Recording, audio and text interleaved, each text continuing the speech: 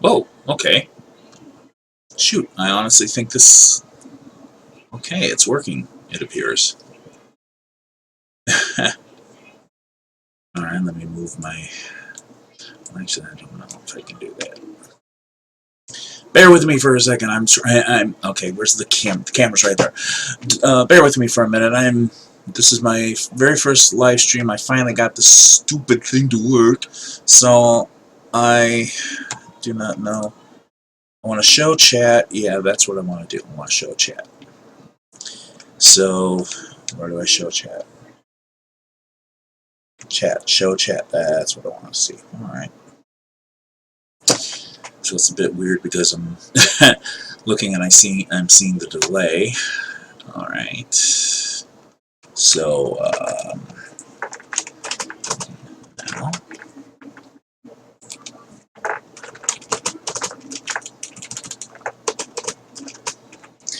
had a couple people I had said that hey, look at me, I'm going to be online and whatnot. Actually, I'm going to move a couple things around, move this over here so I'm not constantly looking off to the side. And, okay, put my Facebook over there. So, okay. So my sister says she's going to try. Am I there? Hey, somebody's actually watching. Hello there, whoever you are. Thank you for tuning into my very first live stream. And so, hey, Nerikull Murakami, real name Scott Hickok. And hey, welcome to my live stream. So, weirdest thing about this is that I kind of had a thing or two I wanted to talk about, but as this is more or less just me testing the waters as far as a live stream goes. I don't know. Now that I'm here, now that I've actually figured out how to do a live stream, what do I talk about? Do it politics, gaming, pro wrestling, whatever. It's like 2.5 minutes, and I'm still sitting here just blathering. But 3 people are watching, and thank you, welcome. Go ahead and chat away. It may take a little bit before I'm going to see it, but I will do what I can to,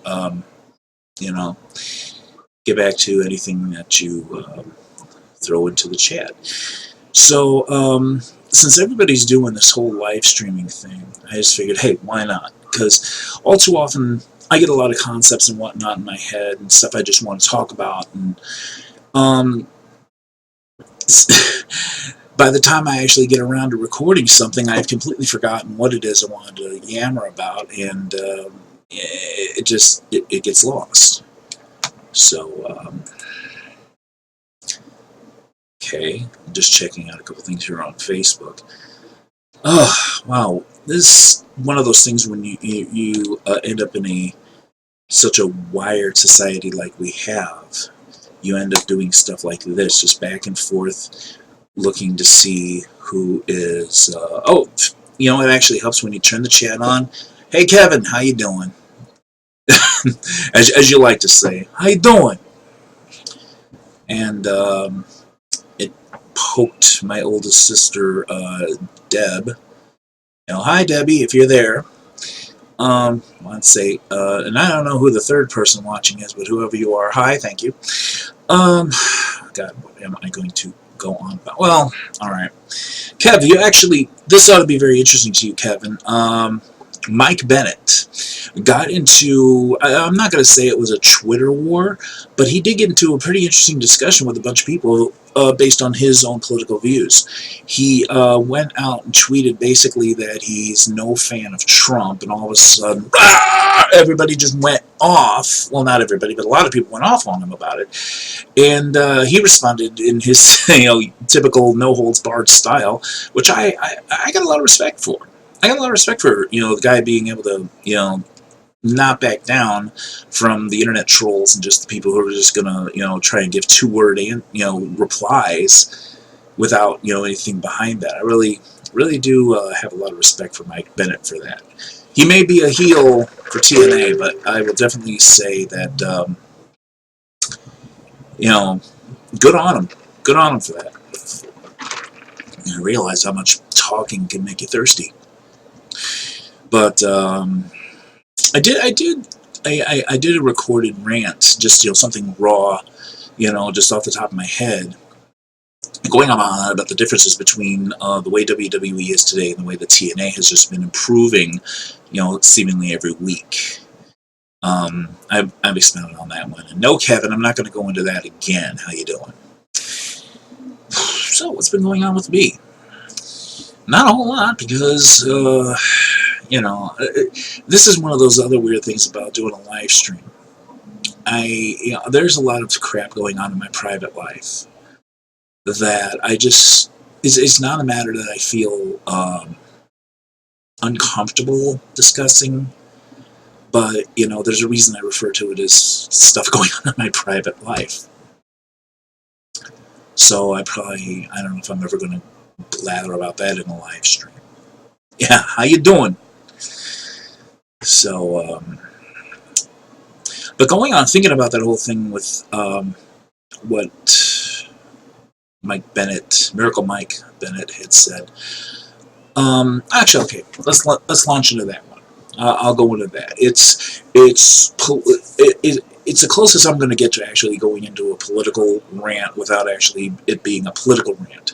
I'm not going to go talking about one candidate or the other or any of that kind of stuff. What I do want to talk about is the backers, the protesters, if you will, the people, the general voters who are rallying around the perspectives.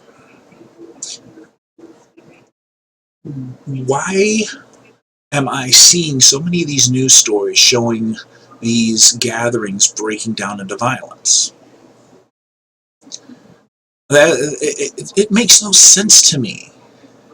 I mean, it's very easy when you sit there and you see these videos, as we saw before, of what happened with what was it, the Trump supporters doing stupid things, and for kind of lefty like me, it's easy to sit there and say, well, duh, but it's not even that. Now apparently the other side, the left, is starting to get stupid. Really? Really? Why? Why? Does this violence really solve any issues? No. Actually, I think the whole thing detracts from the real issue. It's the simple fact that, yes, we have an election going on, but we're paying far too much attention to the top level. We're paying far too much attention to the top tier. We are not looking under there. And unfortunately, a lot of people that I talk to, they don't want to look at anything underneath the top tier. All they want to look at is, oh, president, president, president, president. There is a congressional, there are positions in Congress that are up this year. Maybe we should focus on that. How about governor? What about your local? What about what's going on in your backyard? The thing is, people, what I'm trying to say is stop getting so distracted by what's going on up at the top. Stop getting distracted by all these non-issues. And, maybe we can actually do something with this country. Enough of that. So, there's my politics for the day.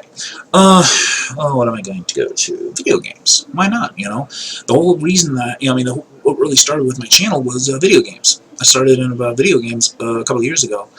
And grant you, nothing in the quality like you're going to get out of Markiplier or PewDiePie or anything like that. For me, it's just fun. I just said, you know what, I like the fact that these guys are doing this, that they're doing their little commentary, they're giving their thoughts about the video games. I'm going to give it a shot myself. And again, I'm not trying to be a Markiplier, I'm not trying to be a PewDiePie or, or a Jacksepticeye or anybody like that. But, if I find a video game, I'm going to have fun with it. I'm going to get a video done of it. When I'm not being so lazy. That is probably one of the biggest things is, again, I'm not doing this for, to bring in money or, to be famous or anything like that. I mean, come on, what's my subscriber base? Less than 30 people? Hey, if I get 30 or more likes on a video, I feel like I've done well. All right? So, that's pretty much what it is. So, but yeah, I'm an old gamer. I've been going since the Atari days, since Pong, for crying out loud. And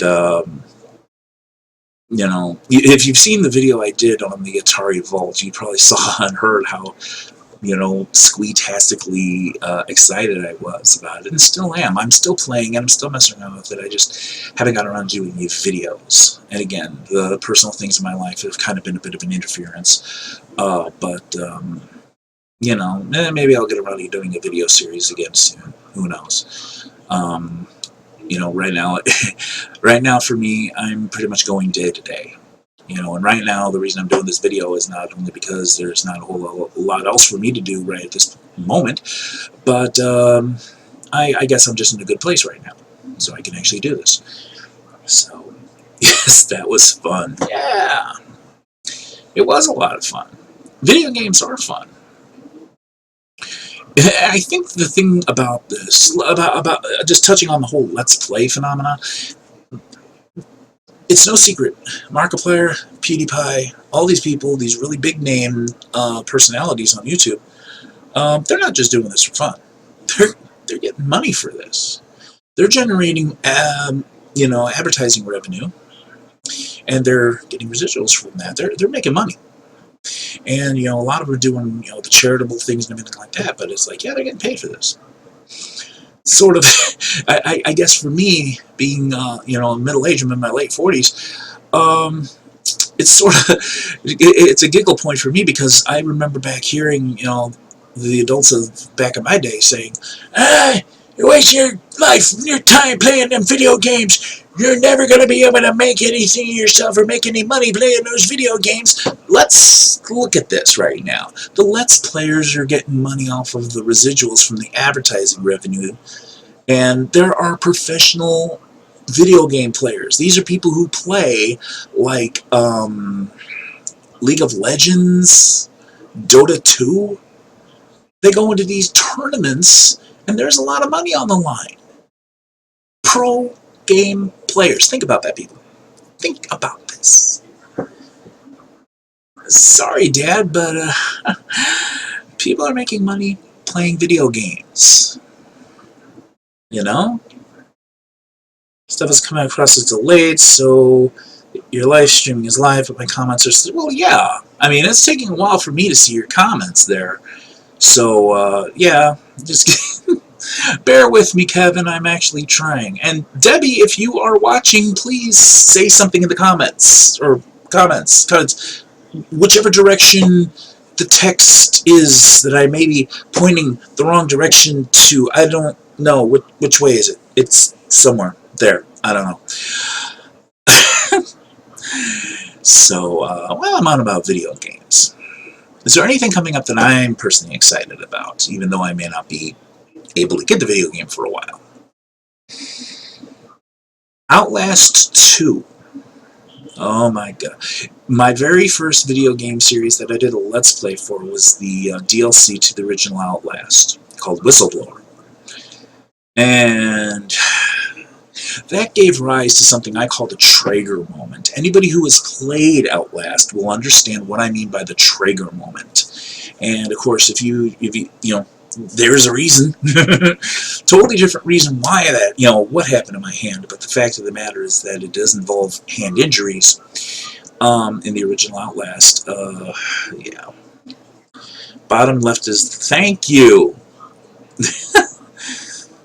I don't know, bottom, but you got to remember, everything is reversed. It says if I'm pointing at what I call my bottom left, oh no, I guess it does work that way. Okay, never mind.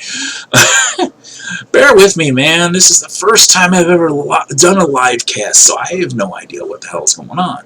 And it's even taken me this long just to be able to get the live stream to go. But, what was I on about? Oh yeah, Outlast. So, in the game, if you've played the game, or if you've watched if you've watched Markiplier's playthrough, or Jacksepticeye, PewDiePie, anybody, oh, definitely to the Ranting Griffin, if you've watched, he probably did one of the most amusing playthroughs of Outlast I've ever seen. Definitely go to his YouTube channel and check it out. It's incredible. It's great.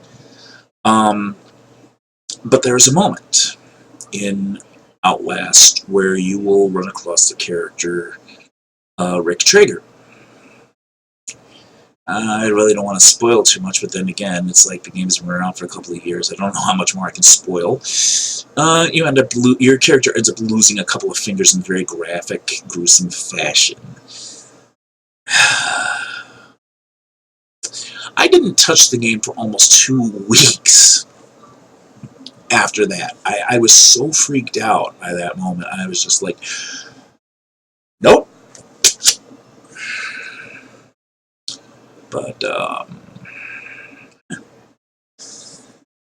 Outlast Whistleblower had its own trigger moment, and yeah, it is pretty nasty. I think Red Barrels actually did a pretty decent job of being able to balance the gory gross with the absolute scare the pants off you kind of horror, which I mean, I'm just looking to see if anybody was saying anything to me on Facebook. Crap, I just lost my place again. I'm seriously going to have to. I've been fiddling around with the thought of doing a vlog about ADHD. I may have to do that and write that one down. So, where was I? Oh yeah, video games, Outlast, blah blah blah. But now they've got the actual sequel.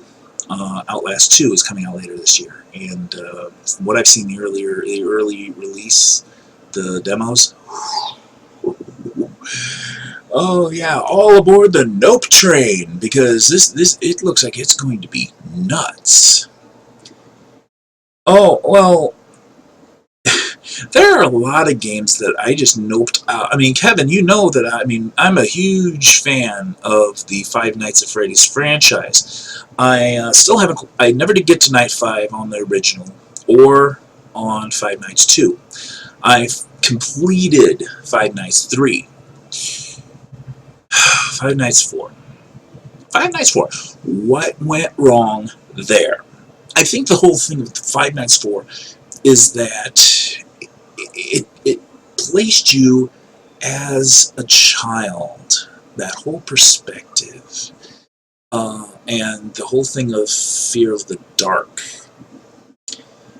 And it kind of worked on my psyche and just brought me back to that, because I did.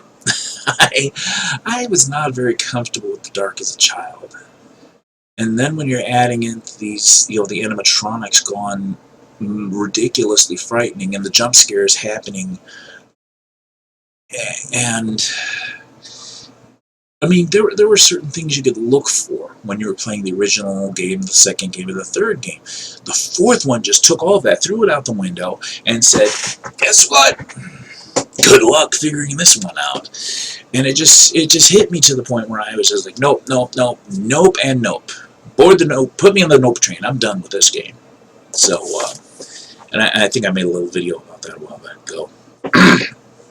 And that was the last I touched it.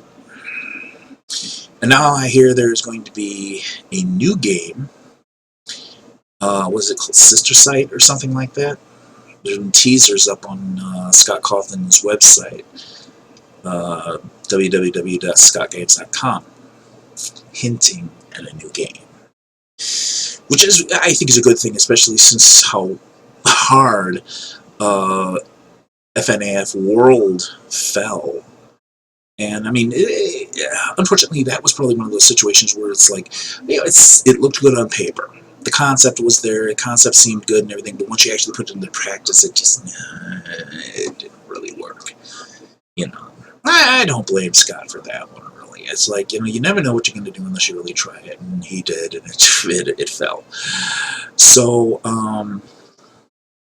yeah. So that, those are a couple games I'm actually looking forward to, is a new version, a new take on Five Nights, and, of course, Outlast 2. World of Warcraft's coming up with a new expansion. Yeah, God only knows how long it's going to be before I can actually get around to getting my hands on that one.